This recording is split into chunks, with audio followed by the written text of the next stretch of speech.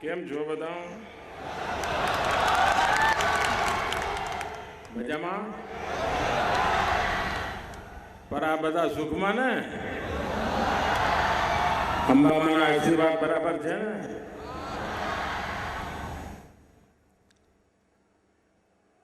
मंच पर विराजमान गुजरात के लोकप्रिय मुख्यमंत्री श्रीमान विजय रूपाणी जी, उप मुख्यमंत्री श्रीमान नितिन भाई पटेल, केंद्र में मंत्रिपरिषद के मेरे साथी, इसी धरती के संतान श्रीमान हरिभाई चौधरी, पुरुषोत्तम भाई रूपाला, गुजरात विधानसभा के अध्यक्ष श्रीमान रमण भाई, बनास डेयरी के अध्यक्ष और राज्य सरकार के मंत्री श्रीमान शंकर भाई चौधरी,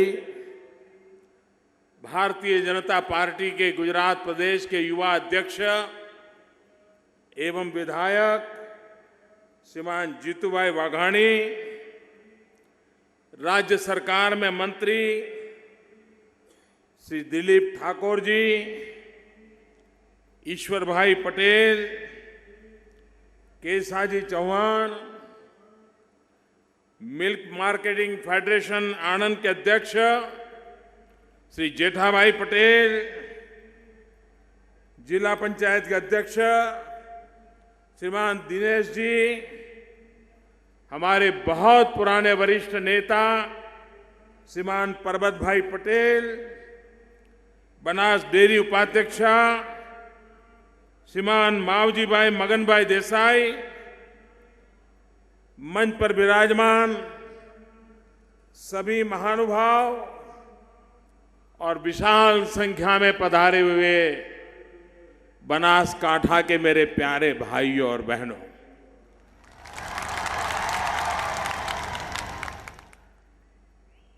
आपको लगता होगा આપણા નરેન્દ્રભાઈ હિન્દીમાં કેમ બોલે છે?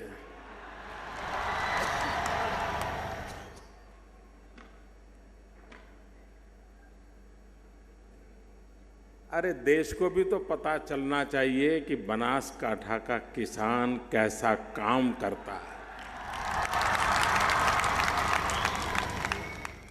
मरुभूमि में भी जान भरने की ताकत अगर है तो बनासकांठा के किसान में है, उत्तर गुजरात के किसान में है, जो अपना पसीना बहा करके जमीन में जान भर देता है। और इसलिए देश को पता चले कि इस बनासकांठा जिला पाकिस्तान की सीमा पर बिना पानी, बिना बरसात, रेगिस्तान जैसी जिंदगी गुजारता हुआ इंसान अपने पराक्रम से, पुरुषार्थ से अपने भाग्य को कैसे बदल सकता है, इसका ये जीता जागता उदाहरण ये जिले के नागरिक हैं, उनका पुरुषार्थ है और उनकी सफलताएं हैं। भाइयों बहनों, मुझे बताया गया 25-27 साल के बाद कोई प्रधानमंत्री का बनासकांठा जिले में आने का हुआ है। भाइयों बहनों, मैं आपके बीच में प्रधानमंत्री के रूप में नहीं, इस धरती के संतान के रूप में आया।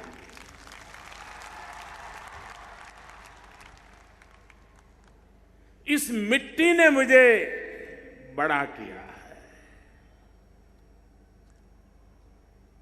और मैं आज विशेष रूप से आया हूं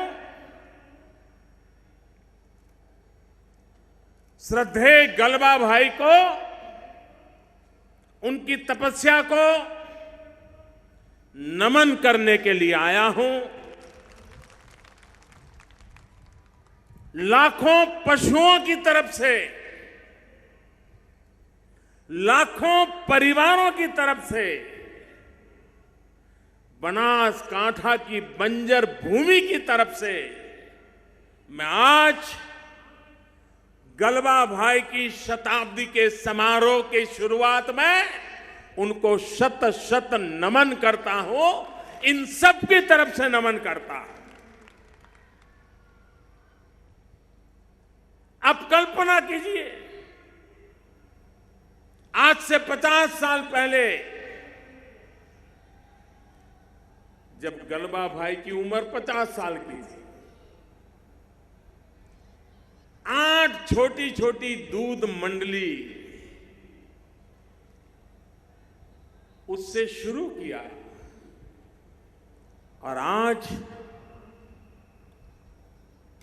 किसानों के सहयोग से, पुरुषार्थ, परिश्रम से, और उसमें भी बनासकांठा की, उत्तर गुजरात की मेरी माताओं बहनों के पुरुषार्थ के कारण, जिन्होंने पशुपालन को परिवार की सेवा का हिस्सा बना दिया, उन्होंने ये श्वेत क्रांति ला दी। आज बनास डेयरी की भी स्वर्णिम जयंती का अवसर है। ऐसा सुयोग है कि एक तरफ इस महान आंदोलन के जनक, श्वेत क्रांति के जनक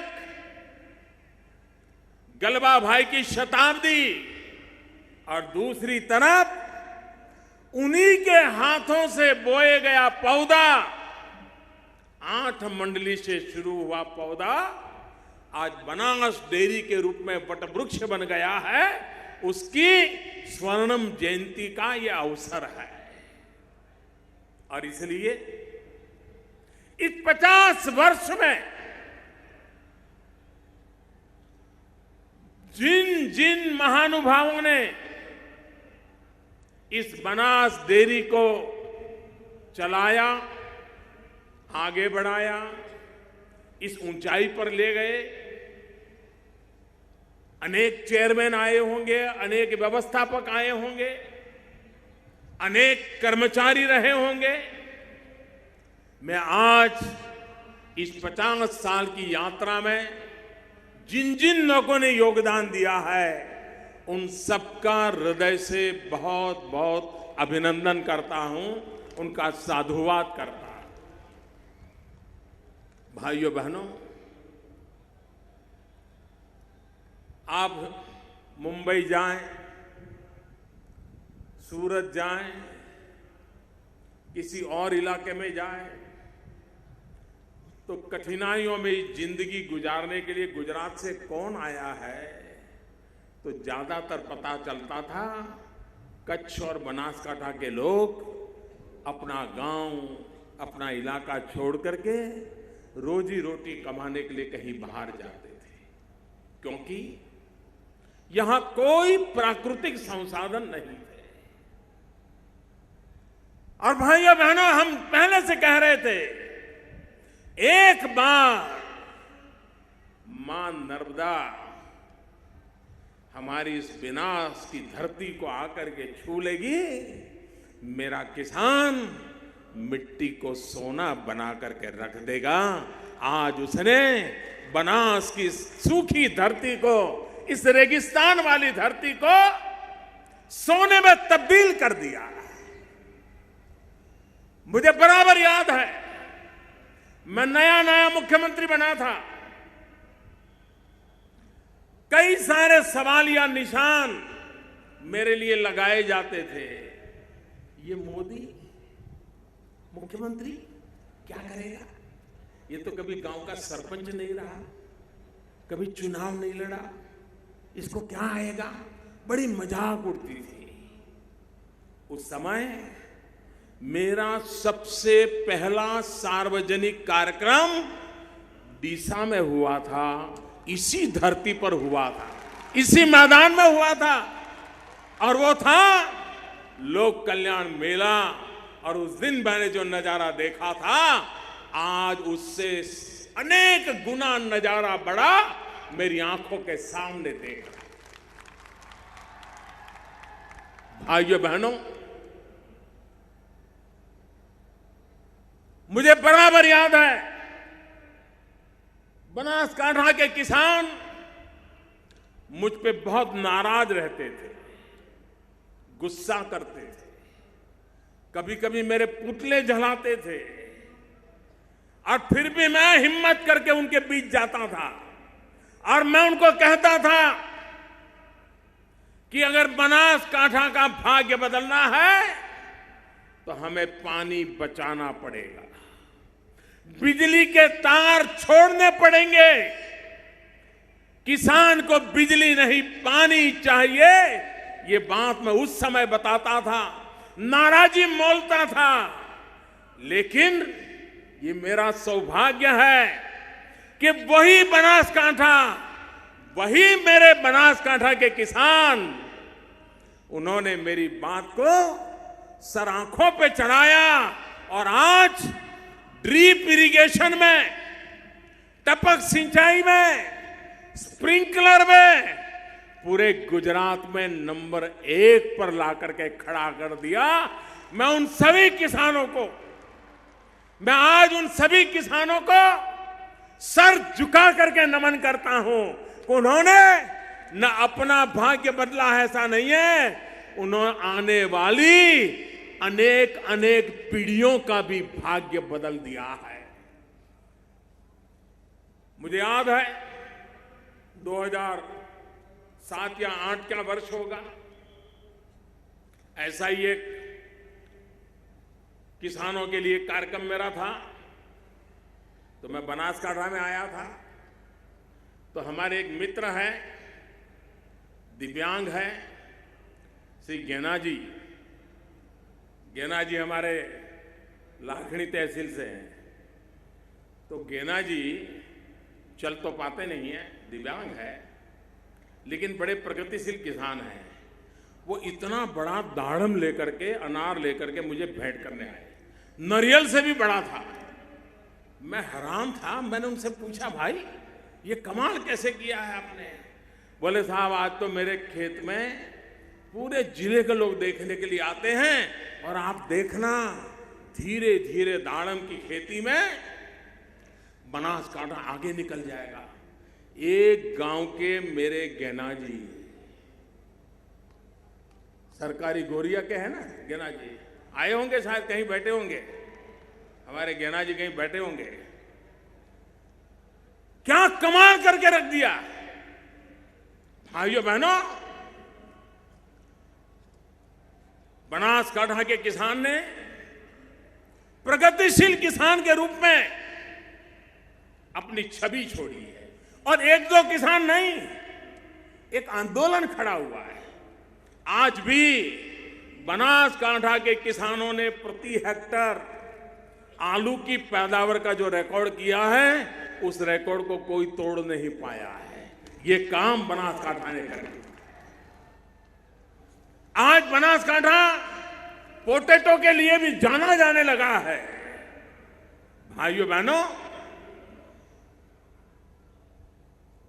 किसान के लिए कुछ चीजें कैसी वरदान होती है।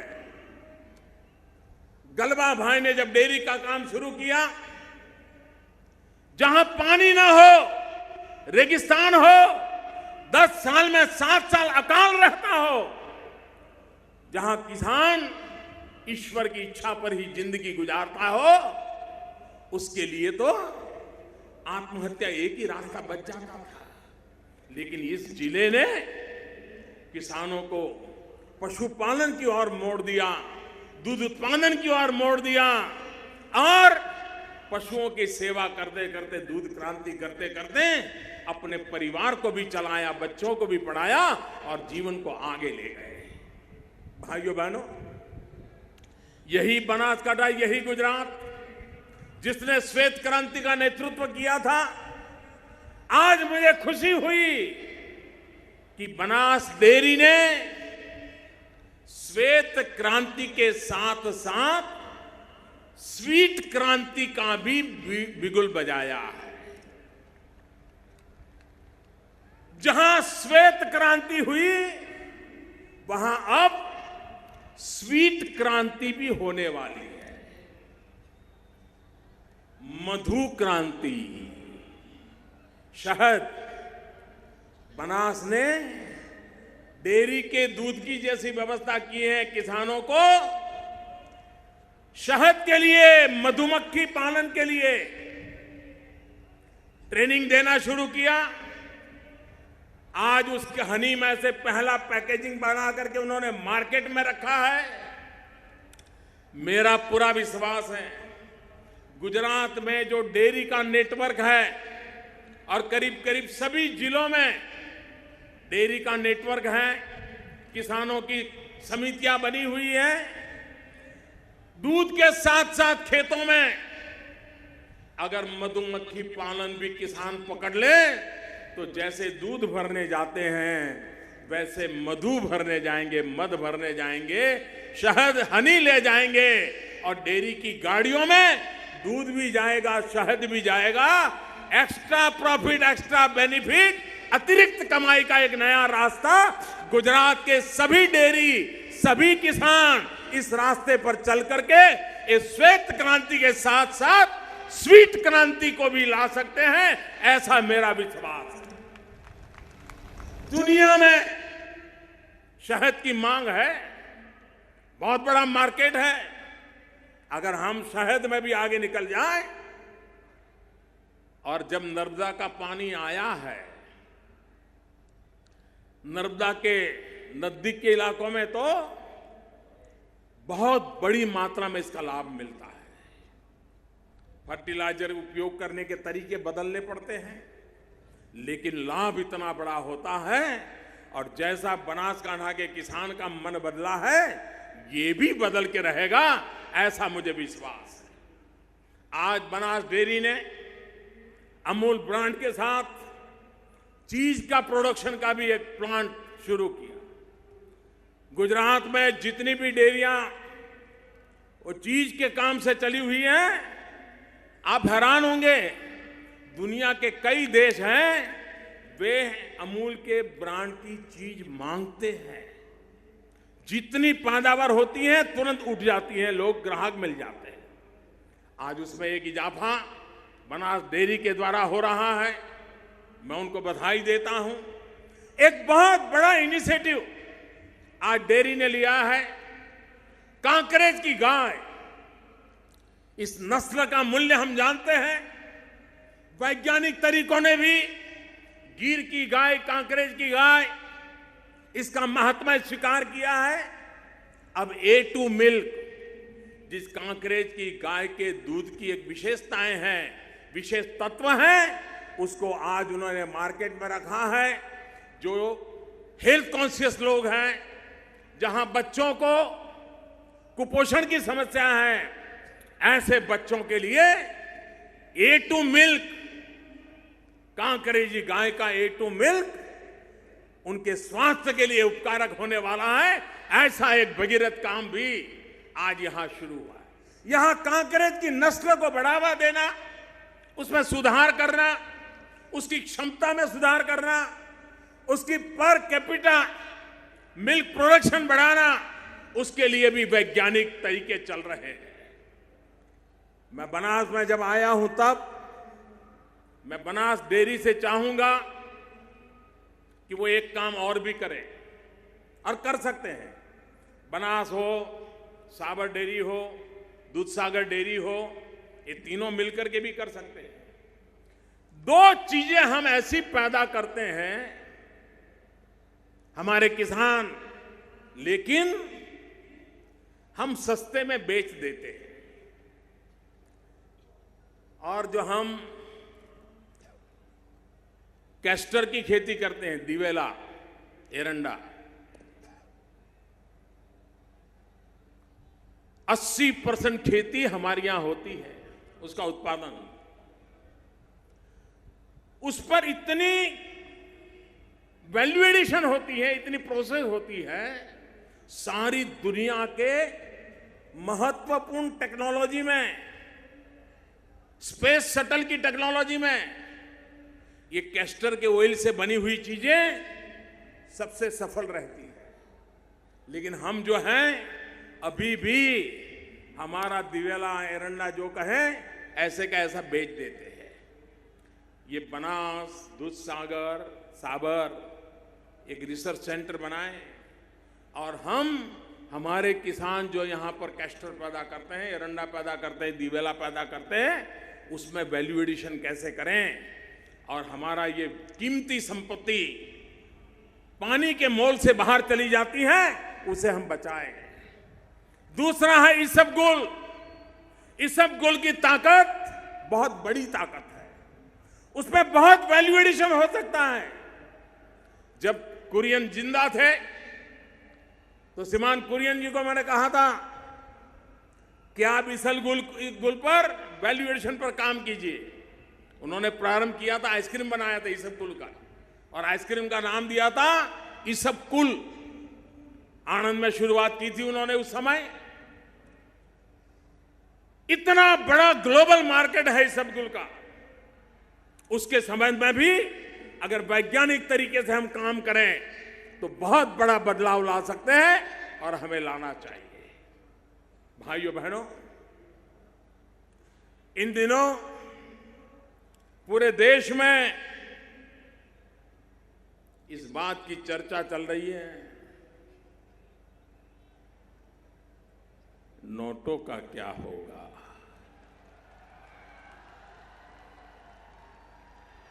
आप मुझे बताइए,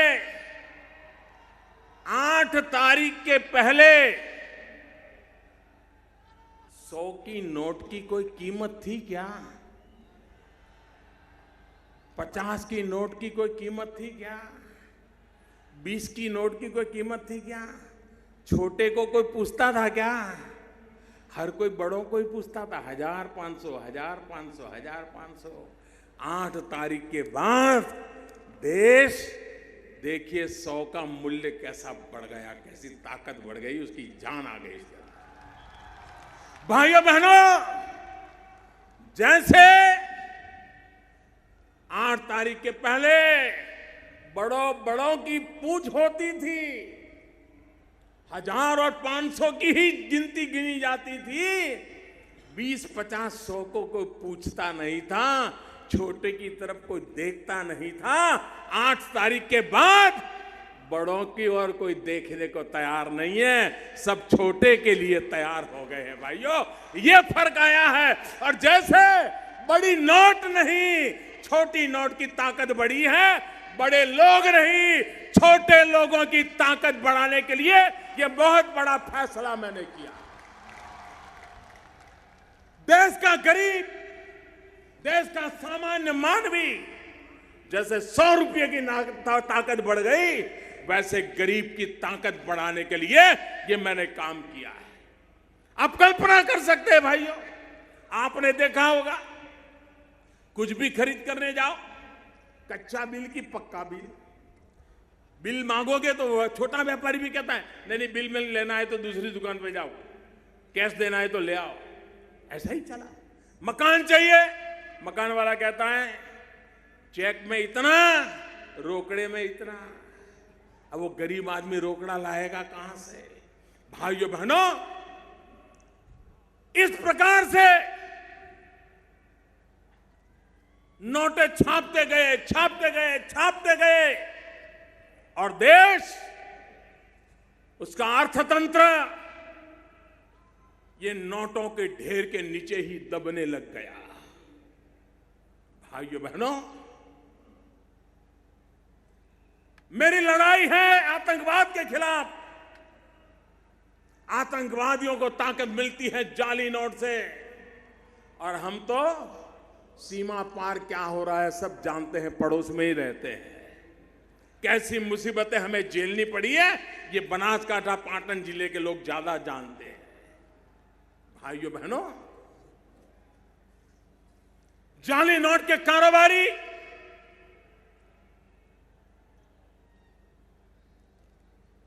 हिंदुस्तान में जितनी हो हल्ला है ना, उससे ज्यादा बाहर है, जाली नोटों के कारोबारियों में बाहर है। नक्सलवाद, सारे नौजवान सरेंडर होकर के वापस आने लगे हैं। हर किसी को लगता है अब मुख्य धारा में वापस आना चाहिए। आतंकवादियों को जहां से ताकत मिलती थी, उन रास्तों को रोकने में सफल हुए। ये जाली नोट का कारोबार, उसका मृत्युगंठ एक निर्णय से किया है भाई। भ्रष्टाचार, काला धन, ये भ्रष्टाचार और काले धन में पीड़ा किसको होती थी? किसी बेईमान को न भ्रष्टाचार से परेशानी थी, न काले धन से परेशानी थी। एक भ्रष्टाचारी को दूसरे भ्रष्टाचारी को कुछ देना भी पड़ता था, तो भी देने वाला भ्रष्टाचारी दुखी नहीं था। अगर दुखी कोई था तो इस देश का ईमानदार नागरिक दुखी था। परेशान था तो इस देश का ईमानदार नागरिक परेशान था। 70 साल तक इन ईमानदार लोगों को, 70 साल तक इन ईमानदार लोगों को आपने लूटा, आपने परेशान किया, उसको जीना मुश्किल कर दिया। आज मैं जब ईमानदारों के साथ खड़ा हूं तो अब ईमानदारों को भड़काया जा रहा है और मुझे खुशी है। मेरे ईमानदार देश के नागरिकों ने लाखों भड़काने के बावजूद भी सरकार के इस निर्णय का साथ दिया है। मैं 125 करोड़ देशवासियों को सत सत नमन करता हूं कि इतना बड़े काम में उन्होंने मेरी मदद की। भाइयों बहनों,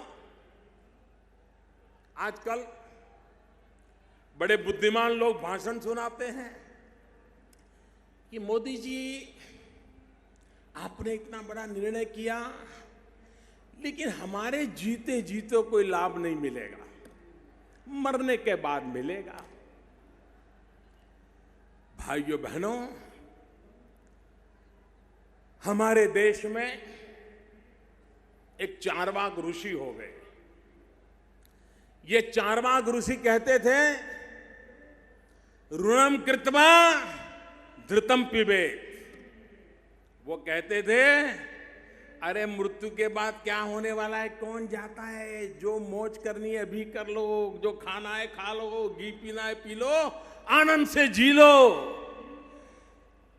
इस चारवाक की फिलॉसफी को कभी भी हिंदुस्तान ने स्वीकार नहीं किया। हमारा तो देश ऐसा है, बूढ़ा गरीब मां बाप, पैसे बहुत कम हो तो बूढ़ा बाप और बूढ़ी मां बात करते हैं कि ऐसा करो, शाम को सब्जी बनाना बंद कर दो, थोड़े पैसे बच जाएंगे तो मरने के बाद बच्चों के काम आ जाएंगे। मेरा देश मरने के बाद मेरा क्या होगा ये कभी चिंता नहीं करता है। मेरा देश मेरे बाद की पीढ़ियों का भला क्या हो ये सोचने वाला देश है। मेरा देश स्वार्थी लोगों का देश नहीं है। मेरे देश का चिंतन सुख के लिए, खुद के सुख के लिए जीने वाला नहीं है। मेरा देश का चिंतन भावी पीढ़ियों के सुख के लिए चलने वाला है। ये नए चारवाक लोग जो पैदा हुए हैं, ऋणम कृत्वा धृतम पिबेत, ये जो बातें करने वाले लोग हैं, उनको 50 बार सोचना पड़ेगा। भाइयों बहनों, आपने देखा होगा पार्लियामेंट चल नहीं रही है, चलने दी नहीं जा रही है। हमारे देश के राष्ट्रपति सार्वजनिक जीवन में उतना लंबा अनुभव है, शासन चलाने वाले श्रेष्ठतम लोगों में से हमारे राष्ट्रपति जी रहे हैं। वो अलग राजनीतिक विचारधारा में पले बड़े हैं, लेकिन देश की संसद में जो कुछ भी हो रहा था उससे इतने पीड़ित हो गए, इतने दुखी हो गए कि 2 दिन पहले उनको सांसदों को सार्वजनिक रूप से टोकना पड़ा, विरोध पक्ष को नाम देकर के टोकना पड़ा। और मैं हैरान हूं, सरकार कहती है कि हम चर्चा चाहते हैं, सरकार कहती है प्रधानमंत्री बोलने के लिए तैयार है, सरकार कहती है प्रधानमंत्री आकर के कहने को तैयार है, लेकिन उनको मालूम है उनका झूठ टिक नहीं पाता है और इसलिए वो चर्चा से भागते रहे हैं। और इसलिए लोकसभा में मुझे नहीं बोलने दिया जाता, मैंने जनसभा में बोलने का रास्ता चुन लिया है भाई।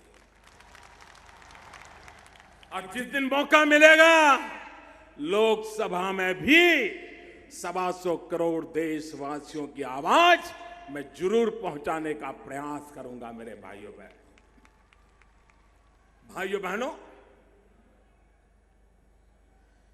मैं विरोधी दल के मित्रों से आज महात्मा गांधी की इस धरती से, सरदार वल्लभ भाई पटेल की इस धरती से सार्वजनिक रूप से आग्रह करना चाहता हूं। जब चुनाव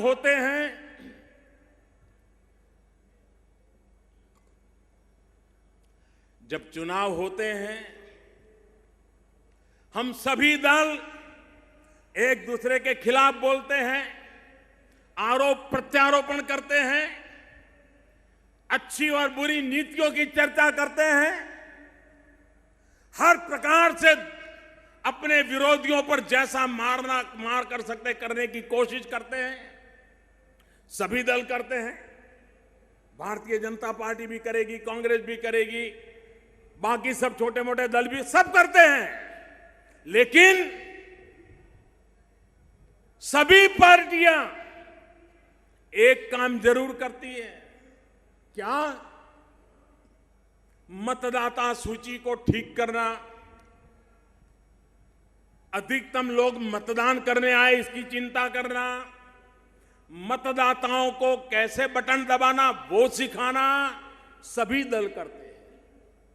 एक तरफ तो नीतियों का विरोध करते हैं, दूसरे को पराजित करने की ताकत लगाते हैं, लेकिन दूसरी तरफ सब मतदाता सूची पे ध्यान देते हैं,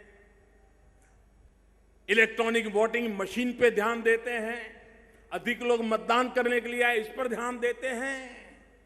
क्यों? क्योंकि लोकशाही हम सबकी जिम्मेवारी है।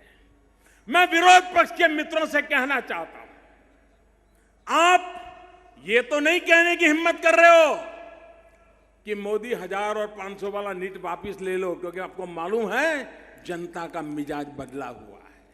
हां, कुछ लोगों ने कहा अच्छा मोदी जी ये तो ठीक है, लेकिन ऐसा करो एक हफ्ते के लिए रोक लो। क्यों भाई?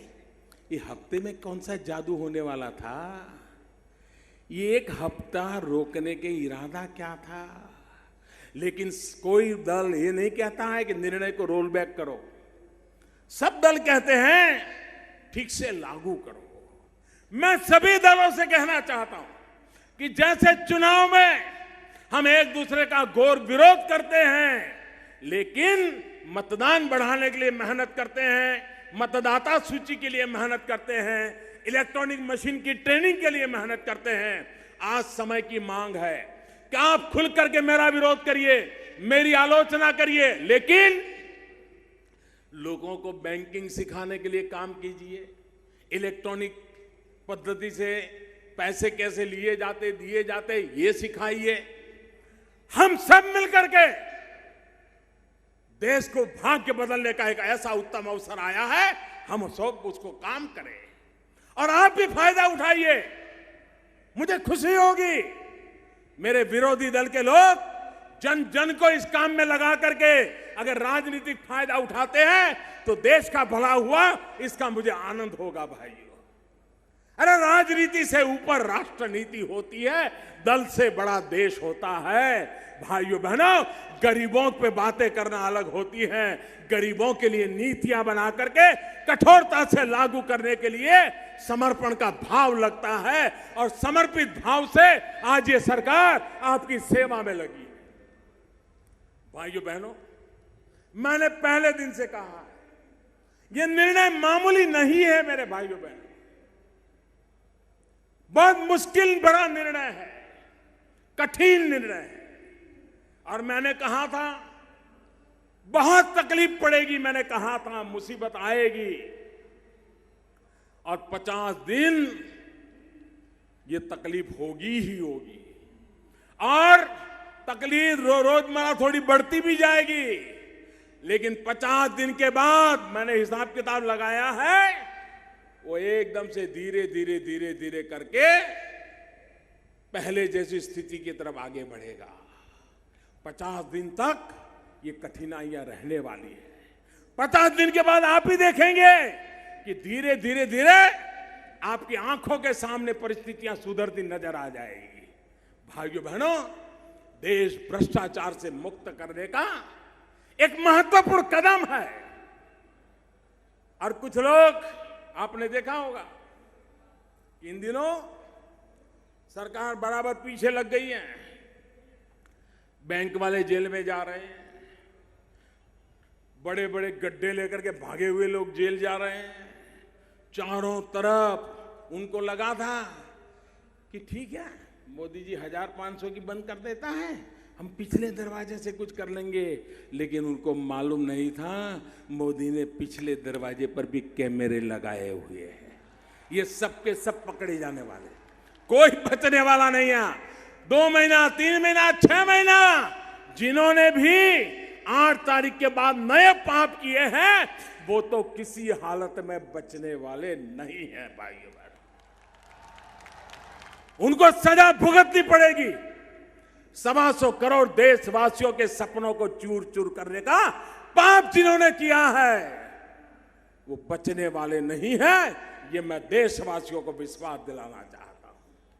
भाइयों बहनों, आपने मुसीबत झेली है, तकलीफ झेली है, अभी भी झेलनी है। आपका आशीर्वाद देश के लिए, और जो लोग कहते हैं ईमानदार लोग लाइन में खड़े हैं, ईमानदार अपने लिए नहीं खड़ा रहता है, वो देश के लिए खड़ा रहता है। भाइयों बहनों, वो देश के लिए खड़ा रहता है। और इसलिए दूसरा, आज जमाना बदल चुका है भाई। एक जमाना था, हमारे दादा दादी, उनसे सुनेंगे तो बताते थे कि हमारे जमाने में तो चांदी का गाड़ा पहिड़ा जोड़ो रुपयो तो एम के आपने कि बैलगाड़ी के पहिए जितना बड़ा रुपया चांदी का हम देखते थे, उपयोग करते थे। भाइयों बहनों, ये चांदी के रुपये से बदलते बदलते बदलते कितनी मेटल बदल गई, तांबा आया और आया, न जाने क्या क्या आया, और धीरे धीरे करके हम कागज में चले गए कि नहीं चले गए। अब याद आता है कि चांदी का रुपया होगा तभी रुपया माना जाएगा, याद आता है क्या? अब वो रुपया कागज का भी हमारे जिंदगी का हिस्सा बन गया। कभी चांदी का रुपया हुआ करता था, धीरे धीरे कागज का रुपया आ गया। भाइयों बहनों, अब वक्त बदल चुका है। अब तो आपके मोबाइल फोन में ही आपका बैंक आ गया है, आपका बटवा भी आपके मोबाइल फोन में है। आप चाय पीने जाएं, बटन दबाए, चाय वाले को पैसा पहुंच जाएगा, रिसीट मिल जाएगी। बीच में लोग चेक देते थे, चेक फाड़ते थे, 2 महीने के बाद पता चलता था कि चेक वापिस आया। बाद में केस कोर्ट में जो सबसे ज्यादा केस चलते हैं वो चेक वापिस आने के चलते हैं। आप नौजवानों का धन्यवाद, आपने बहुत बड़ा काम उठाया है, मैं आपको बधाई देता हूं। और बनासकांठा जिले को आप ई बटवा से जोड़ दीजिए भाइयों। लोगों को ई मोबाइल बैंकिंग से जोड़ने में सफल होंगे, मुझे विश्वास है। भाइयों बहनों, हम जानते हैं कि अब वो कागज की नोटों का भी जमाना पूरा होने जा रहा है। अब तो आपके मोबाइल फोन में आपकी बैंक है। एक बार बैंक में जमा हो गया, आपको बैंक में कतार में खड़े रहने की जरूरत नहीं है। आपको एटीएम के बाहर लाइन लगाने की जरूरत नहीं है। आपको टाइम बर्बाद करने की जरूरत नहीं है। अखबार में एडवर्टाइजमेंट आता है, टीवी पर एडवर्टाइजमेंट आता है। आप अपने मोबाइल फोन से अगर आपके पैसे बैंक में पड़े हैं तो आप अपने पैसों का जो खरीदना खरीद सकते हैं। चेक तो बाउंस होता था, इसमें तो जैसे ही पैसे दोगे तो सामने रिसीट आ जाता है, पैसा मिल गया या पैसा पहुंच गया। कोई बाउंस होता ही नहीं, वहीं पता चल जाता है कि रुपया गया कि नहीं गया। भाइयों बहनों,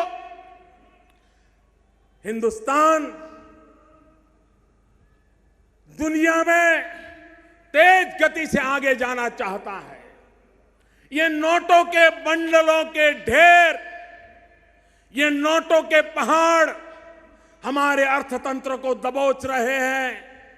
काले धन और भ्रष्टाचारियों को वो काम आ रहे हैं। गरीब की ताकत कम हो रही है। जैसे 1000 की नोट की कीमत थी, 100 की नहीं थी, अमीर की थी, गरीब की नहीं थी। आज गरीब की भी ताकत बढ़ गई है, 100 के नोट की भी ताकत बढ़ गई है। और अगर आपने ई बटवा कर लिया, बैंकों की कतारें खत्म करके बैंक को ही अपने मोबाइल में ले गए, आपको बैंक की कतार में जाने की जरूरत नहीं, बैंक आपके मोबाइल की कतार में खड़ी हो जाएगी।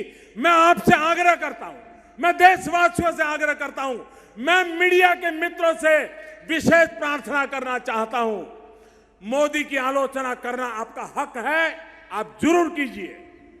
कतार में जो खड़े रहे हैं, उनको तकलीफ हो रही है, वो आप दिखाते हैं, मुझे कोई शिकायत नहीं है। लेकिन साथ साथ आप ये भी सिखाइए कि अब कतार में खड़े रहने की जरूरत नहीं है। बैंक आपके मोबाइल फोन की कतार में खड़ा हो जाएगा। बैंक वाला आएगा कि मुझे आपके यहां रख लो। वो दिन आ सकते हैं। टेक्नोलॉजी उपलब्ध है, व्यवस्था उपलब्ध है। भाइयों बहनों, अब देश भ्रष्टाचार सहन नहीं करेगा। अब देश जाली नोट सहन नहीं करेगा। अब देश काला धन सहन नहीं करेगा। गरीबों को लूटने का खेल, मध्यम वर्ग को शोषण करने का खेल अब नहीं चलेगा। और इसलिए मुझे आपके आशीर्वाद चाहिए। खड़े रह करके दोनों हाथ से ताली बजा करके मुझे आशीर्वाद दीजिए। मेरे गुजरात के भाइयों बहनों, मेरे डीसा के भाइयों बहनों, आशीर्वाद दीजिए। पूरे ताकत से आशीर्वाद दीजिए।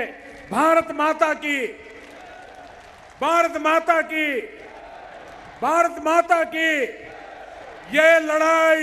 ये लड़ाई भारत का भाग्य बदलने की है। ये लड़ाई भ्रष्टाचार को खत्म करने की है। ये लड़ाई काले धन का खात्मा बुलाने के लिए है। ये लड़ाई जाली नोटों से देश को मुक्त कराने की है। और उसमें इस बनास की धरती ने मुझे आशीर्वाद दिए। मैं आपका बहुत बहुत आभारी हूं, आपका बहुत बहुत आभारी हूं। फिर से बोलिए, भारत माता की। पूरी ताकत से बोलिए, पूरा देश सुन रहा है। भारत माता की, भारत माता की। बहुत बहुत धन्यवाद।